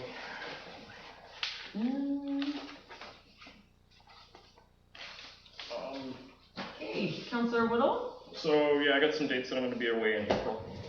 I'm gonna be gone from the 22nd, oh, it's already on here, hey, look at that. That's what I get for reading it. Yeah, really, Councillor Whittle, jeez.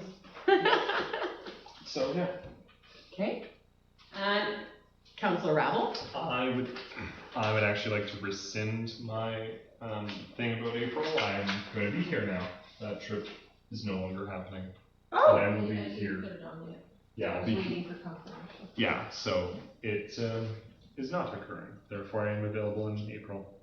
Ooh, and when were you gone in April? It was somewhere around the 19th, Oh, yes. 24th or something, somewhere in there. Okay, and I don't have anything, my life is boring. It's back into like school. Councillor Wall? I would like to say that I will be away from the 25th to the 29th of April. April. 25th to the 29th? Just a reminder about our volunteer barbecue. I know. I was gonna have you wear a cute apron. I'm gonna be driving back from Vancouver, but I will try. What was it, 1 p.m.? Yes, you won't be able to make it. Leave really early. in the My, morning. I leave like 5 or 6 or You have to something. leave at 3 in the morning to get here. yeah. Yes, it's 1100 kilometers. And that's doing 110 on the highway. Which would be illegal, which you wouldn't do. Because I would never. It's 110 with coaches, that's fine. I'll try to leave on the 28th to make it for the barbecue, but I can't guarantee it, unfortunately. Everybody else is good for the barbecue? I might be gone until May 2nd. You're killing me. I'm sorry, I have to make a living. Barbecue. Okay, I did get my food safe, just so you know. I did update it, so I took the course last week in my mother's kitchen. She teaches it, so. Yeah, it worked out well. She's the only instructor of the Peace Region, so. Oh my goodness. Yes, come on. Are we gonna have a dunk tank at the barbecue? No, we're No. having, Because I'd like to sit on the thing. oh my goodness. Canada Day. Yeah, we did talk about that for Canada Day this morning. Here goes my taxes.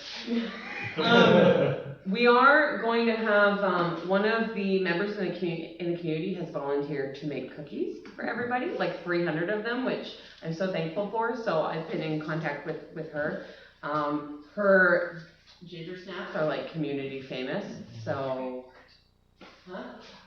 talk about my report, yes. Anyway, that's besides. Okay, so, anybody else have anything for calendars? Nothing, okay. Moving on to, You'll have to make a motion at 7:30 to go past, because you're past your 2 hours. top pass people. Yeah, we got 10 minutes. You've got a closed meeting yet. Yes. Okay, reports, Councillor Johnston? I did go to the LGLA in Prince George. There was a few other things I did, but I was halfway through a conflict resolution course last night when my computer crashed. Oh no. So it's getting fixed today, and I will get back on it, but I think on the 7th of April, I'm meeting with DC Oil and Gas. I'll have to check, so I'll get back to you on that, because as soon as I get my information back. Okay. And that's all I have. Councillor Rabble?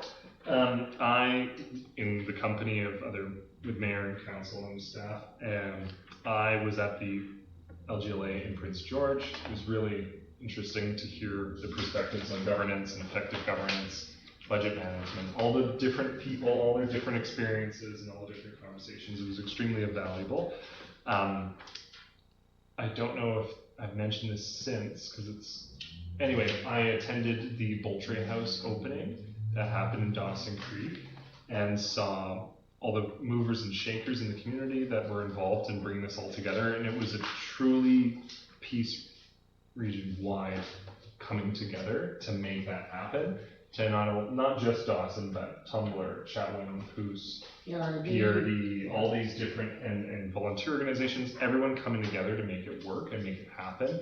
And so absolute kudos to all those people involved in making that happen and for that facility to now be open. I was unable to attend the library AGM and the recent board meeting, and I do apologize to them. I made them aware. It just conflicted with another piece. And then I think I may have mentioned it, but I did go to the South Peace Health Services Society meeting, but they were discussing Vulture House and this different kind of thing that was coming up. And then in regard with school, I once upon a time at a meeting with the principal, I did go to one of their PAC meetings, but then after discussion, and it might not have been the best, that's kind of between principal and parents. I did go to learn and understand that piece of the community, but I understand my presence might not be the most appropriate thing there. But I think basically going through the principal, through me as a liaison, then to council. And yeah, absolutely celebrating the school and what they've done, the library and what they've done. I've yet to be able to meet with the food bank yet, and I extend my arm out to them in hopes of being able to meet with them at their own will. And then, yeah, there's probably a bunch of other things. But as always, we live in a fantastic region with a lot of neat people doing a lot of neat things. All right, Councillor Wall. I did attend the opening of Vulture House, which was a fantastic experience. It's going to be very helpful for those who live out of town, to see their family members here that are in the hospital. And it was actually a moving experience, so congratulations to the society that put that on there. I did attend the LGLA. Don't get stuck on them acronyms. You said it the other way at one point, and now it's wrong in my head. So I attended the LGLA in Prince George. Great sessions going on there. Learned quite a bit about how the DRD actually functions, which is pretty cool. My brain just shut off. I did something else, but Museum. no. I did something else. Next. Okay, perfect. All right, Councillor Woodall, you're up. Yeah, so I attended the last regional district meeting shortly before we went down for the LGLBA Double Soup Conference. And yeah, I did that. So I went down to the conference with everybody else, and actually been pretty slow since then. I've got a regional district meeting coming up this Thursday in Fort St. John. So. All right, before I get into my arm length list, would somebody like to make a motion to have our meeting go past 7:30, please? Is your thing going to take more than 5 minutes? Well, then we moved into it. We have to move into a closed meeting. If it's going to be more than 5 minutes, do we really Because want to we make that? moved into a closed meeting. Let's see if we could do it. I make a motion. No, I make a motion to extend the current meeting as deemed appropriate by the chair in order to facilitate the business at hand. Can I get a seconder on that? What happened? Councillor Johnston, thank you. Do I have to do an all those in favor? All those in favor? Poor Miss Stokes right Thank now. you. The whole motion. I know. There we go. So that was very wordy. She's gonna, you know what? She shortens them, I find. Okay. Motion to extend the meeting. Yeah. Yep. All right. So on March 9th, I was invited to the Treaty 8 Chiefs Luncheon at the Treaty 8 Tribal Association in Fort St. John. Don't know if I said this before, but it was phenomenal. Very warm welcome. They were so happy to, have us there being represented. It was so lovely. Like, they were asking us questions about what's going on in Poos and our community and a bunch of different things that have been happening over the past year. So it was lovely to get to meet them. They said I will definitely be invited back, so I figured that's a good sign. When they, when I left, it was can't wait to see you again, so I figured that's always good. I also attended the grand opening of the Vulture's House as well with Councillor Rebel and Councillor Wall. It was a fantastic evening. It's an absolutely and beautiful, inviting space, and I'm so proud of all of the work that the Peace Region area has done to create such a needed space within our region. It looks fantastic. On March 14th, I attended the budget workshop with staff. So did Councillor Rabble, Yeah. Councillor Johnson, and Councillor Wood. Oh, You yeah, all. of course you The did. only one That- who did not make it was Councillor Wall, and I'm pretty sure he watched the very long video after, so. All 40 hours. All 40 hours of it, yes. So we basically all, one virtually, did go to the March 14th budget workshop that was put on by staff for the rest of council. And I would just really like to take this time to say a big thank you to our amazing staff for all of their hard work that they've done this budget season, and for seeing the importance of taking the time to work with us all as brand new staff and brand new mayor, and really help keep us informed about these difficult decisions, and kind of helping us through this whole thing. So thank you so much. It was so helpful. I learned so much. On March 15th to the 17th, I attended the Local Government Leadership Academy. That's the LGLA ADC SOUP conference you're talking about with council and our interim CAO. I found this to be a very educational experience, and I look forward, I took a lot of information and connections from it. A lot of those people I hadn't seen since I was like humming and hawing about being mayor. So it was really, really cool. So a lot of them came up who were really supportive of me running for mayor. And they kind of came up and found me and were just like, oh my gosh, you actually did it. So that was really, really cool. And then I also attended the Canada Day meeting this morning with the Dare to Dream, and it was a great meeting. We were able to kind of hash out a lot of things and start a lot of the wishes that council has already voted on, get them started. So, and a dump tank was totally mentioned, so you'll be so happy about that. We should put us in it really this tax season. People will just be kicking it, karate chopping it, and Well, everything. make up for the shortfall. Yeah. $5. Yeah, right? And, yeah, so that's me. Wasn't too bad. I even had games, look at that. 1 minute to spare. 1 minute to spare, alrighty. So, question period. We had one gentleman, and we literally scared him away. I don't even know how this happened. He was so eager too. I'm gonna have to reach out to him. So, there's now nobody here. Hopefully we didn't bore him to death and he's buried below the ground or something. So we are going to be moving to item number 15, in camera as per section 91. Actually, can we take a short recess? Do you mind? I don't know what you guys, Can you move to in camera first? can we move to in camera and then take, I don't know what you guys, And I then need a you bio can break. take. I'm there. Perfect, okay. So we are going to move to in camera as per section 91 of the community charter. Recommendation that council moves to in camera as per section 91C, labor relations or other employee relations. Can I get a second? Second. Okay, thank you, Councillor Johnson, you beat you to it. Okay, so, we're moving to in camera